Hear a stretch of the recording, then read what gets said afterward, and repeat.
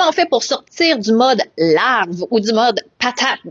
Pose la plus petite action possible. C'est vraiment ça la clé. Ça sert à rien là de te fixer des grands objectifs tout de suite puis là de dire que oui, il faudrait que tu sois capable là de courir 5 fois par semaine puis de combiner ça avec un entraînement musculaire puis de manger sur la coche 3 fois par jour. Je suis ici pour te faire une petite confession. C'est que t'es loin d'être seule. Je suis moi-même dans une phase où je suis en mode patate. Dans le sens que je passe beaucoup trop de temps à mon goût hypnotisée par la télé, les médias sociaux, parce qu'on dirait que mon corps et mon esprit ont juste besoin de rien faire.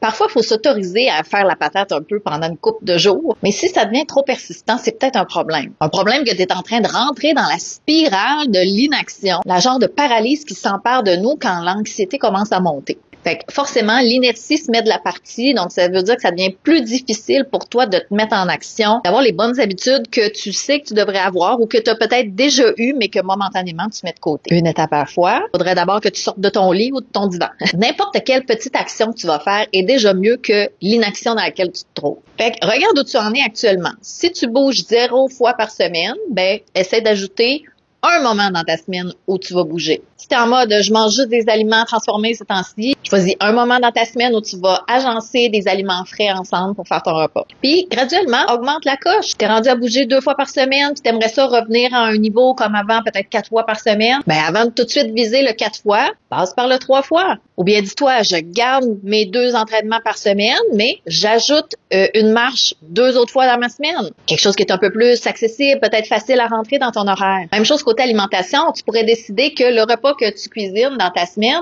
tu fais simplement plus de portions. Fait que sans trop d'efforts supplémentaires, tu te retrouves avec plusieurs journées où tu manges des aliments frais. Bref, j'essaie juste de relativiser avec toi, de pas viser tout de suite la première marche du podium. Vas-y graduellement. Ça va te faire vivre plein de petites victoires. Tu vas reprendre la confiance, tu vas reprendre un momentum, puis va venir un moment où tu vas être capable de faire des bonds géants. Si tu as besoin d'un petit coup de pouce pour voir ça pourrait être quoi la prochaine étape que tu peux faire, visite mon profil pour qu'on se prenne une consultation ensemble.